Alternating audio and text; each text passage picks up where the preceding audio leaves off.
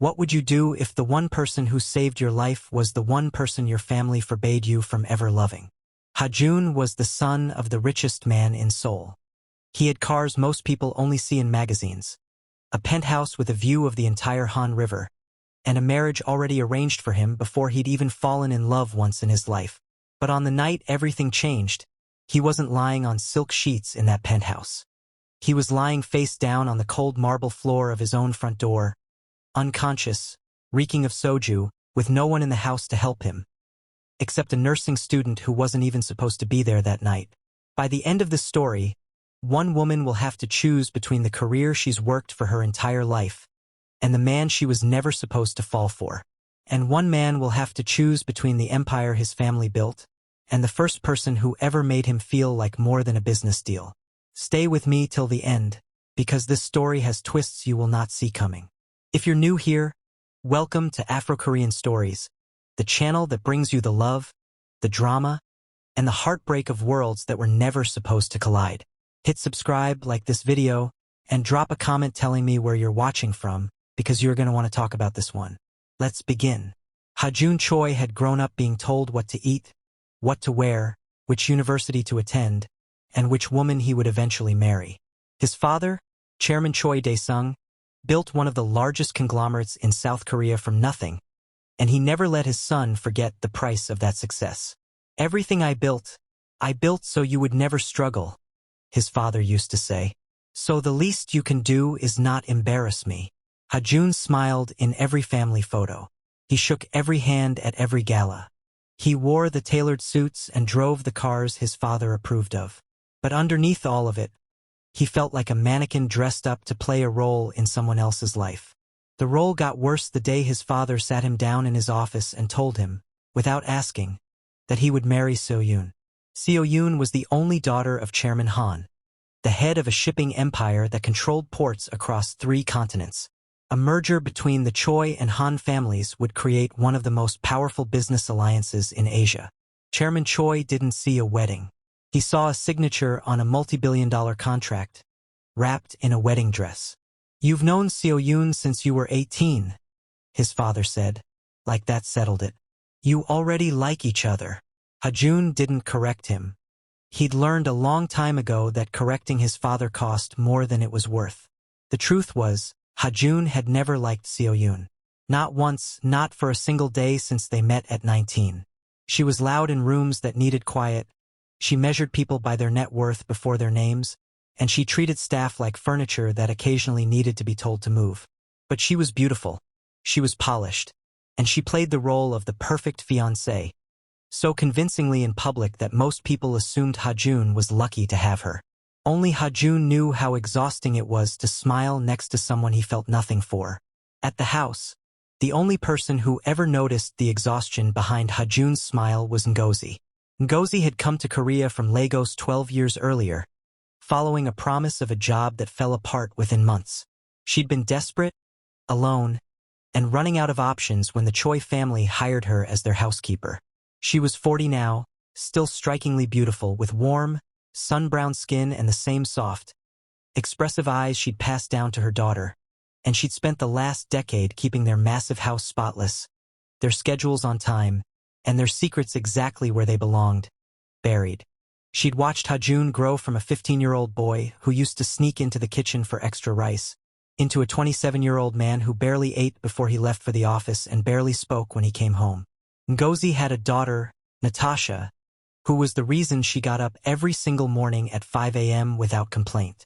Natasha was in her final year of nursing school, one of the top students in her program, and Ngozi worked double shifts, skipped meals, and postponed her own rest for years so her daughter could finish that degree.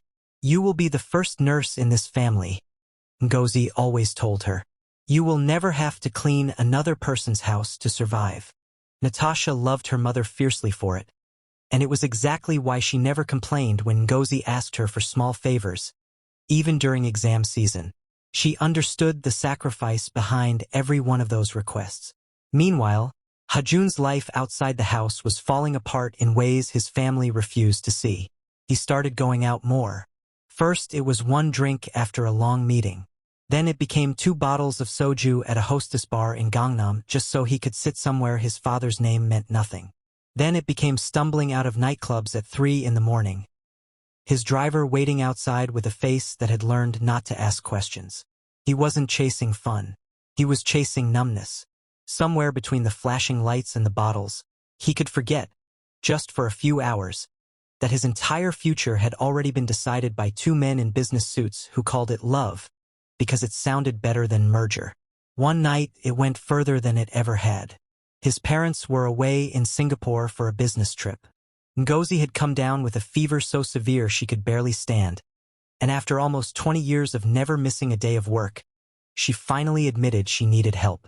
She called Natasha in a panic. "Please, just for tonight, cover my shift. I don't want them to think I'm unreliable." Natasha had a nursing exam in 2 days. She had a stack of notes waiting on her desk. But she looked at her mother's flushed face and shaking hands, and she didn't hesitate. "Go to bed, Amma. I'll handle it." She arrived at the Choi mansion a little after 10 that night, expecting a quiet house and an early night of light cleaning before heading home to study. Instead, she found the front door slightly open, the porch light flickering, and a man's body sprawled motionless across the entryway floor.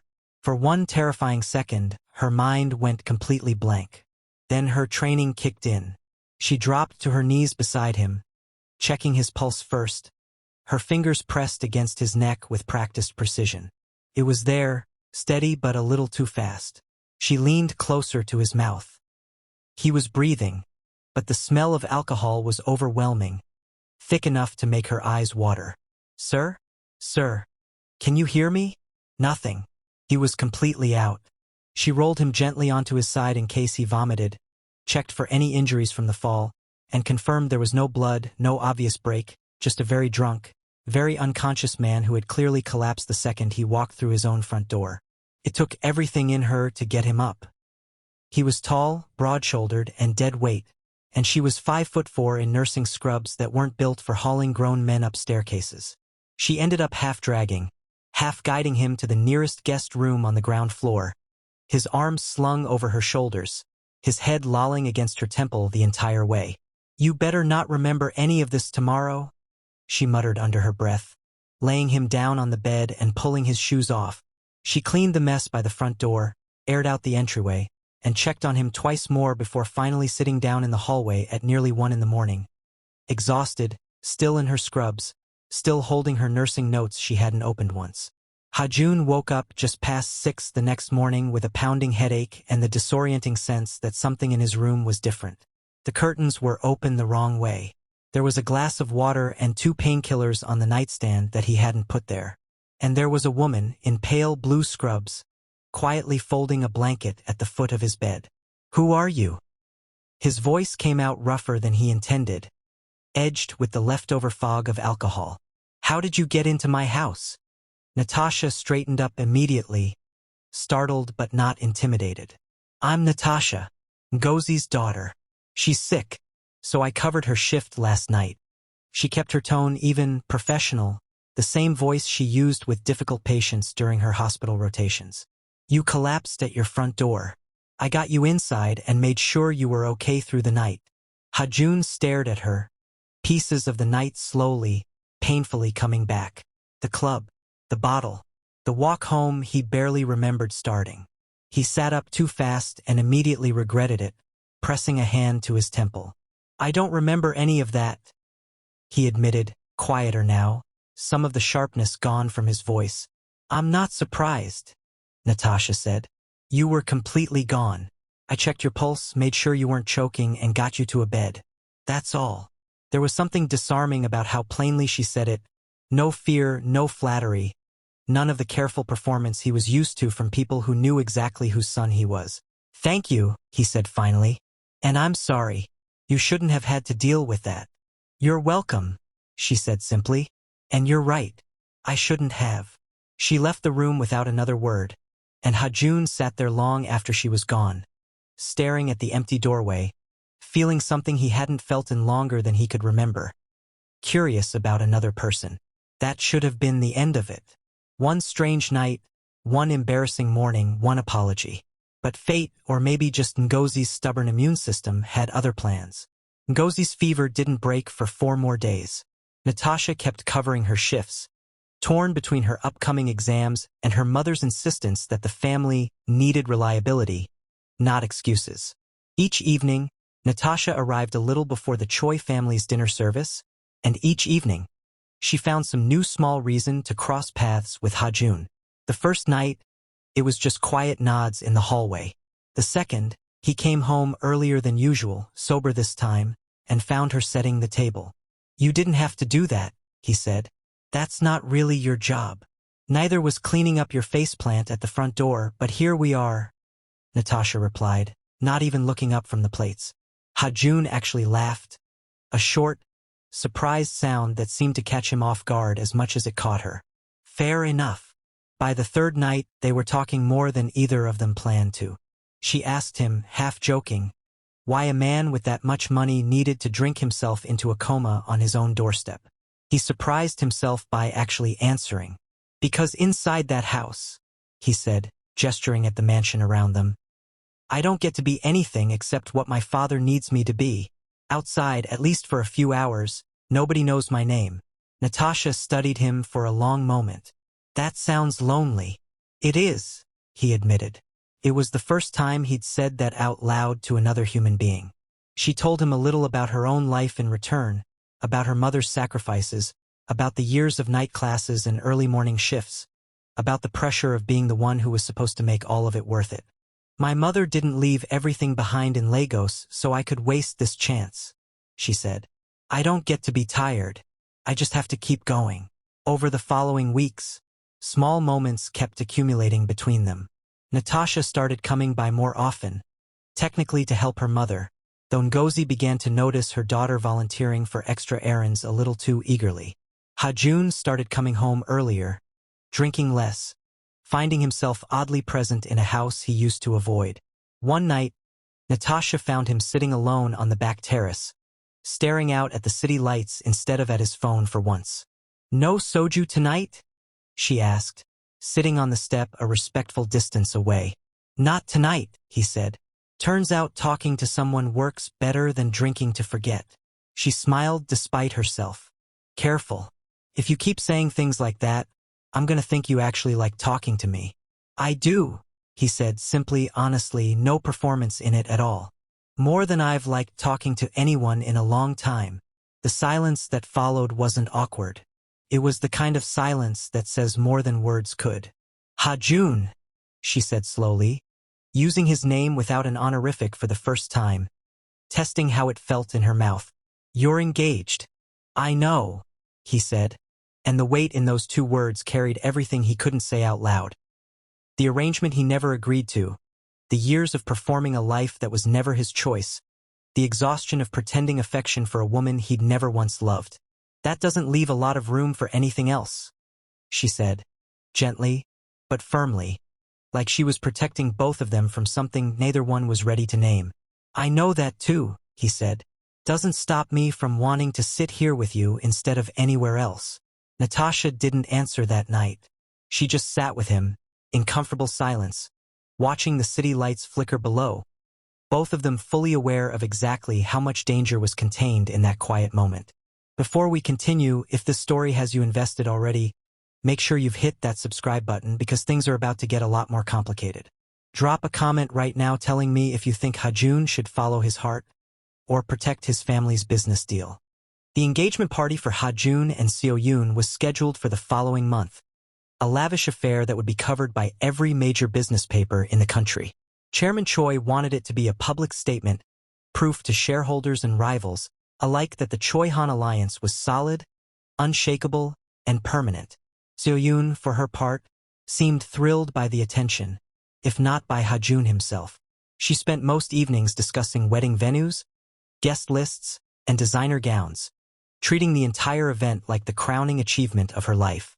She rarely asked Ha-joon what he wanted, because it rarely occurred to her that he might want anything different from what she'd already decided. "You've been distracted lately," she said one evening, over a dinner Ha-joon barely touched. "Is something wrong?" "I'm fine," he said automatically. The same lie he'd been telling for years, Good, she said, already moving on to the next topic. Some detail about floral arrangements that mattered infinitely more to her than the man sitting across from her. Ha-joon watched her talk, animated and confident, completely unaware that his mind was somewhere else entirely, back on that terrace, with someone who asked him how he actually felt and waited for a real answer. Seo-yoon wasn't foolish, though. She began noticing small things. Ha-joon coming home earlier. Ha-joon's phone locked more carefully than before. Ha-joon's growing habit of glancing toward the kitchen whenever they had dinner at his family's estate, like he was expecting someone else to walk through. One evening, she arrived at the Choi mansion earlier than expected and found Natasha laughing at something Ha-joon had said, both of them standing a little too close in the hallway, the kind of easy laughter that Seo-yoon herself had never once managed to pull from him. She said nothing that night. She simply watched, filed the information away, and smiled through the rest of dinner like she hadn't seen a thing. That should have been the warning Ha-joon and Natasha needed to pull back. Instead, it was the night everything changed between them completely. After Seo-yoon left, Ha-joon found Natasha in the kitchen, finishing the last of the cleanup before heading home. The house was quiet, his parents were at a separate event, and for the first time in longer than he could remember, there was no one around demanding anything of him. She saw us laughing, Natasha said quietly, not looking up from the counter she was wiping down. I don't think she liked it. I don't care what she liked, Ha-joon said, and the words surprised even him with how much he meant them. Natasha finally looked up at him. You should care. She's going to be your wife. She's going to be my business partner's daughter in a dress, Ha-joon said. That's not the same thing as a wife, no matter what my father calls it. Ha-joon, I've spent my whole life doing what everyone else needed, he said, closing the distance between them slowly, giving her every chance to step back if she wanted to. She didn't. The first time I felt like myself in years was sitting on that terrace with you. Tell me you didn't feel that too, and I'll never bring this up again. Natasha's breath caught. Every rational part of her mind screamed that this was reckless, that her mother's job depended on discretion, that her entire future could unravel over one impulsive moment. But when she looked at him, standing there with more honesty in his eyes than she'd seen from anyone in a long time, the rational part of her mind lost. I felt it too, she whispered.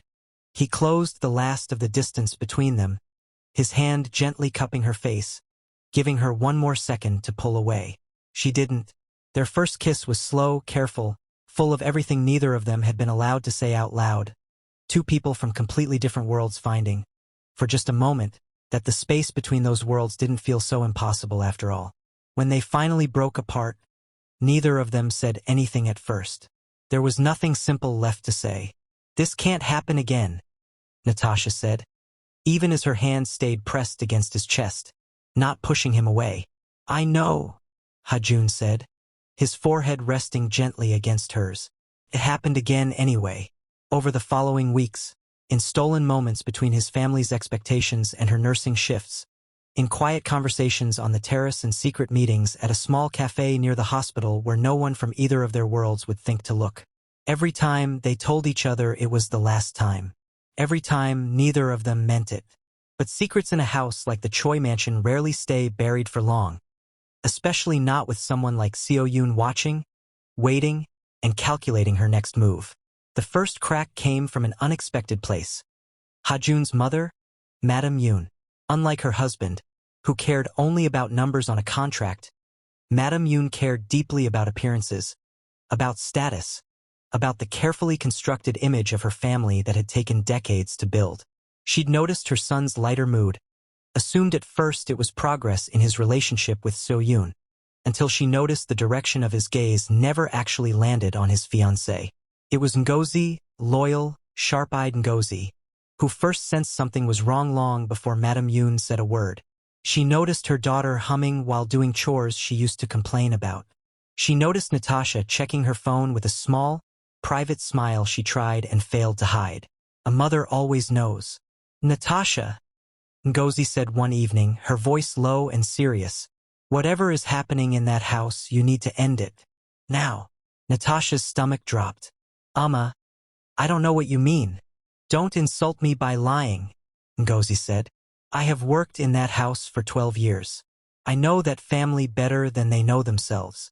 If Chairman Choi or his wife finds out his son is involved with the housekeeper's daughter, do you understand what that will cost us? Not just my job. Everything. Your school fees. Your future. All of it gone the moment they decide we've overstepped. It's not that simple, Natasha said, her voice breaking slightly. It has to be that simple, Ngozi said, gripping her daughter's hands. I did not carry you across an ocean and work myself sick for years, so you could throw away your entire future on a man who cannot even choose his own wife. Please, for me, end it. Natasha didn't answer. She couldn't, because some small, terrified part of her already knew her mother was right, and an equally stubborn part of her wasn't ready to let go. Madame Yoon's suspicion, meanwhile, only grew. She began asking careful questions, first to the household staff, then more directly to Ngozi herself. That same week, So-yoon decided she'd watched quietly long enough. She arranged to arrive at the mansion unannounced, timing her visit perfectly to catch Ha-joon and Natasha in the middle of a quiet conversation in the garden, standing closer together than any employer's son and staff member's daughter had any business standing. Well, So-yoon said, her voice cutting through the evening air like glass. Isn't this cozy? Ha-joon straightened immediately, stepping slightly in front of Natasha out of instinct, though it did nothing to hide what So-yoon had already seen. So-yoon, it's not what it looks like, he started. Don't, So-yoon said, holding up a hand, her expression carefully composed, dangerously calm. I've suspected for weeks. I just wanted to see it with my own eyes before I decided what to do about it. What are you going to do? Ha-joon asked, his jaw tight.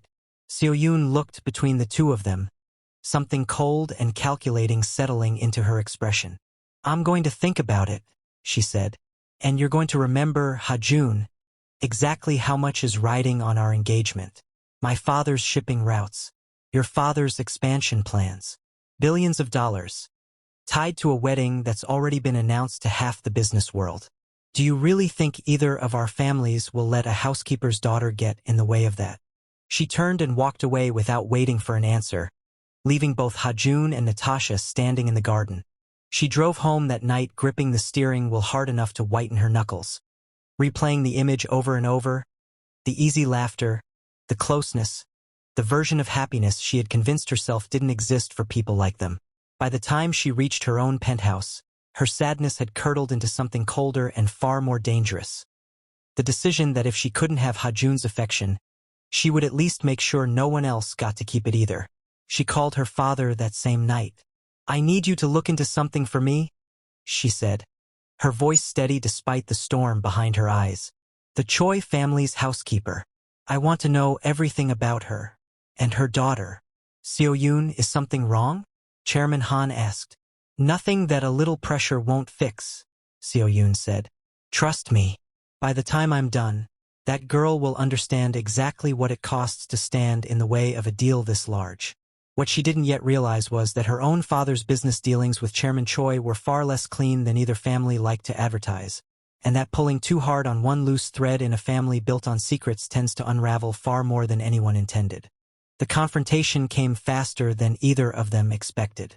2 days later, Chairman Choi called Ha-joon into his office, his expression carved from stone. Madame Yoon stood beside him, arms crossed, her earlier suspicion now fully confirmed. Sit down, his father said. Ha-joon sat, already knowing exactly what was coming. So-yoon's father called me this morning, Chairman Choi said. He informed me that my son has been carrying on some kind of relationship with our housekeeper's daughter. Tell me that's not true. Ha-joon didn't answer immediately, and that silence was answer enough. After everything I've given you, his father said, his voice rising, the house, the education, the company you'll inherit, this is how you repay me? By risking a multi-billion-dollar merger over some girl who cleans up after our family. Her name is Natasha, Ha-joon said, his own voice steady despite the storm building in his chest. And she's not some girl. She's the only person who's ever asked me what I actually want, instead of telling me what I'm supposed to want. You don't get that luxury, his father snapped. Not with what's at stake. Ha-joon, his mother said, her voice softer but no less firm. I understand you may have feelings for this girl, but surely you understand the position this puts our family in. Ngozi has served this house faithfully for 12 years. Do you want to be the reason she loses everything she's built here? Because if this continues, that's exactly what will happen. And her daughter's future, her nursing career, all of it, gone, the moment we're forced to cut ties. The threat was clear, precise, and devastating in its accuracy. His father was threatening business consequences. His mother, whether intentionally or not, had just found the one threat that would actually break him. The fear of destroying Natasha's entire future in the process of trying to hold on to her. I need time, Ha-joon said finally, his voice barely above a whisper. You have until the engagement party, his father said. End this quietly, completely, or I will end it for you, and I promise you, my methods will be far less gentle than yours. Ha-joon left the office feeling like the walls of his own life had finally, completely closed in around him. That night, he found Natasha at the small cafe near the hospital where they used to meet, and the moment she saw his face, she knew. They found out everything, she said, not a question. My father's giving me an ultimatum, Ha-joon said, sitting across from her, unable to meet her eyes at first. End things with you before the engagement party, or he'll do it himself, and he made it very clear what that would mean for you and your mother. Natasha's hands tightened around her coffee cup. So that's it, then. I don't want it to be, Ha-joon said, finally looking up at her, his eyes full of a desperation she'd never seen from him before. But if I fight this and I lose, your mother loses her job, you lose your tuition, everything you've worked for gets destroyed because of me. I can't be the reason that happens to you. So instead I just lose you, Natasha said quietly, and get to keep pretending none of this happened. I don't know what else to do, Ha-joon admitted, his voice breaking slightly. The first time I actually get to choose something for myself, I still can't choose it because choosing you destroys you too. Natasha reached across the table and took his hand. Her own eyes glistening with tears she refused to let fall in public. Then let me make the choice easier for you, she said. I'll go. I'll tell my mother I'm taking on more shifts at the hospital. I'll stop coming to the house. And this will end quietly, the way your family wants it to. Natasha, don't, she said, her voice trembling but resolute. If I stay and watch you slowly choose your family over me piece by piece, it's going to break me in a way I can't afford right now. I have an exam in 3 weeks. I have a mother who sacrificed everything for me. I can't fall apart over a man I always knew I couldn't keep. She stood up, pressed a kiss to his forehead, soft, final, devastating in its gentleness, and walked out of the cafe before he could say another word, leaving Ha-joon alone at the table. If you're feeling everything Ha-joon is feeling right now, take a second and hit that like button, because this story is about to take a turn nobody is expecting. Comment below and tell me, would you have made the same choice Natasha just made? Or would you have fought for him anyway? Now, let's find out what happens next. 3 days before the engagement party, everything shattered in a way nobody had prepared for. Ngozi collapsed at work. It happened suddenly, in the middle of preparing dinner. A sharp pain in her chest that sent her crumpling to the kitchen floor, the same floor she'd cleaned every single day for 12 years. One of the other household staff found her, unconscious, and called for an ambulance immediately, while someone else frantically called Natasha, who was in the middle of a clinical rotation across the city. By the time Natasha arrived at the hospital, her hands were shaking so badly she could barely fill out the intake forms. The doctors informed her that her mother had suffered a serious cardiac event, brought on, they suspected, by years of overwork, chronic exhaustion, and stress that had never been properly addressed. She needs surgery, the attending physician told Natasha gently, and an extended recovery period after that. She cannot go back to demanding physical labor for a long time, possibly not for months. Natasha sat in the hospital hallway, her nursing textbooks forgotten in her bag, feeling the full, crushing weight of her entire world narrowing down to one terrifying question. How would they survive if her mother couldn't work? Ha-joon found out within the hour. One of the household staff, aware of everything that had happened between him and Natasha, quietly informed him the moment Ngozi was taken to the hospital. Without hesitating, without asking his parents' permission, without a single thought for the consequences, Ha-joon left his own engagement rehearsal dinner and drove straight to the hospital. He found Natasha sitting alone in the waiting area, her face pale, her hands still trembling in her lap. "Natasha," he said softly, sitting down beside her. She looked up at him, and the composure she'd been holding onto for hours finally cracked. "She worked herself into a heart attack," Natasha said, her voice breaking. 12 years of double shifts and no rest, all so I could finish school, and now she might not even be able to work again, and I don't know how we're going to survive if she can't." Ha-joon took her hand without asking, and this time, she let him. "I'll cover it," he said immediately. "Whatever the surgery costs, whatever her recovery costs, I'll take care of it." "Ha-joon, I can't ask you to do that." "You're not asking," he said. "I'm telling you. Your mother has spent 12 years taking care of my family.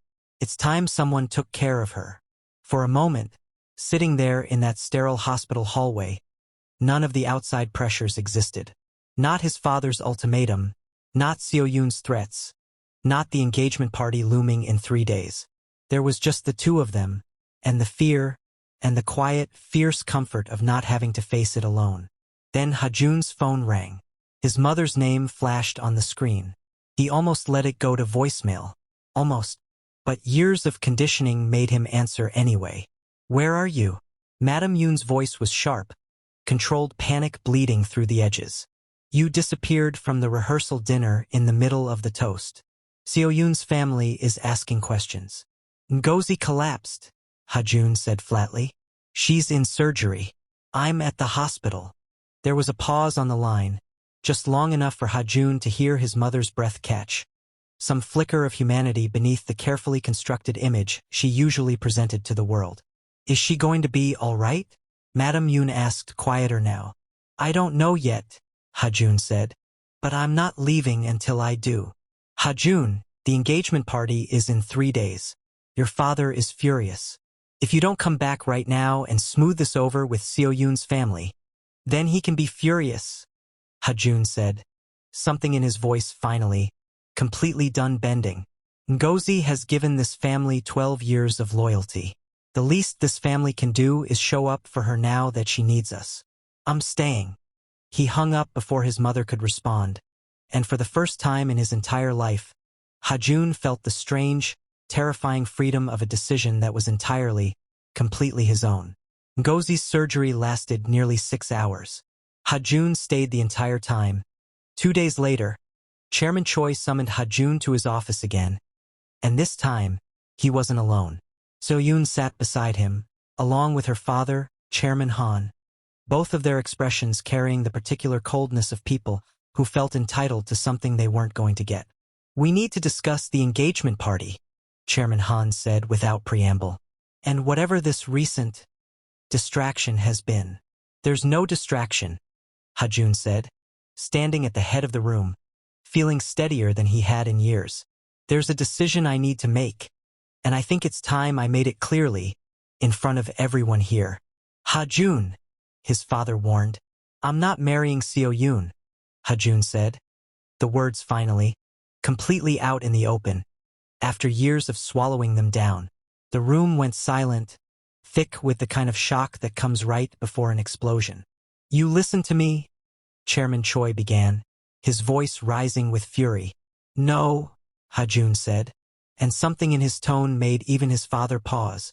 "I've spent my entire life listening to what you needed me to be. This is the first thing I'm choosing for myself." Seo-yoon's expression had shifted from cold satisfaction to genuine alarm. "Ha-joon, think about what you're throwing away. The company, your father's legacy, everything." "I know exactly what I'm throwing away," Ha-joon said. "And I'm still choosing her." Chairman Choi stood up so abruptly his chair scraped violently against the floor. "If you do this," he said, his voice low and dangerous, "you will not just lose the engagement, you will lose your position in this company, your inheritance, everything I have built, gone. The moment you walk out of this room choosing some housekeeper's daughter over your own family's future. Then I'll lose it," Ha-joon said quietly, and the finality in his voice left no room for argument. Because I would rather build something real with nothing than keep everything and have none of it actually be mine. He turned and walked out of the office, leaving his father speechless with rage, Seo-yoon frozen in shocked disbelief, and Chairman Han already reaching for his phone, presumably to begin unraveling the business alliance that had just collapsed in front of him. Ha-joon drove straight to the hospital, where Natasha was sitting beside her mother's bed, watching Ngozi sleep peacefully for the first time in days. When Natasha saw his face, she immediately knew something had happened. "What did you do?" she whispered, stepping into the hallway with him. "I told them I'm not marrying Seo-yoon," Ha-joon said. "I told them I'm choosing you." Natasha's breath caught. "Ha-joon, your inheritance, the company, everything you've spent your whole life. None of it matters if it means losing the one thing that actually feels real," he said, taking her hands in his. "I don't know what happens next. I might lose everything my father built. I might have to start over from nothing. But I would rather do that with you than keep all of it and spend the rest of my life pretending to be happy with someone I never chose." Natasha's eyes filled with tears, but this time, they weren't tears of exhaustion or fear. "You're serious," she said softly. "Completely," Ha-joon said. "I'm done living a life someone else designed for me. I want to build one with you, even if we have to build it from nothing." For a long moment, neither of them said anything, the weight of everything that had just changed settling quietly between them. Then Natasha stepped closer, resting her forehead against his chest, finally, fully allowing herself to believe that maybe, despite everything stacked against them, this could actually work. But just as the moment settled into something soft and hopeful, Ha-joon's phone buzzed violently in his pocket, an unknown number flashing across the screen. He hesitated, then answered. The voice on the other end was unfamiliar, clipped, professional. "Mr. Choi, this is Detective Park with the Seoul Metropolitan Police. We need you to come down to the station immediately. It concerns your father, Chairman Choi Dae-sung." Ha-joon's blood ran cold. "What happened?" "I'd rather explain in person," the detective said. "But I can tell you this much. Your father has just been taken into custody, and it appears to be connected to a financial fraud investigation that's been building for months. Given the timing, we believe someone very close to your family may have been the one who tipped us off." Ha-joon's eyes lifted slowly to meet Natasha's, both of them frozen in the same terrifying realization at exactly the same moment. Someone had just handed the police the ammunition to destroy the entire Choi empire, and neither of them yet knew who or why or what it would cost them next. "I have to go," Ha-joon said, already moving toward the elevator, his mind racing through every possibility at once. His father's rivals, a disgruntled executive, even though he hated the thought, his own mother, desperate enough to protect her son from a marriage she'd quietly begun to doubt. "I'm coming with you," Natasha said, falling into step beside him. "You should stay with your mother," he said, though there was no real resistance in his voice. "My mother is asleep and stable," Natasha said. "You are not walking into a police station alone tonight, not after everything that's happened in the last 3 days. Whatever this is, we face it together or not at all." The drive to the station was tense and silent, the city lights blurring past the window as Ha-joon's mind spun through the wreckage of the last few hours. His engagement shattered, his father arrested, his entire future, once so rigidly mapped out, now completely unrecognizable. When they arrived, Detective Park met them in the lobby, his expression carefully neutral in the way of someone who had delivered devastating news more times than he could count.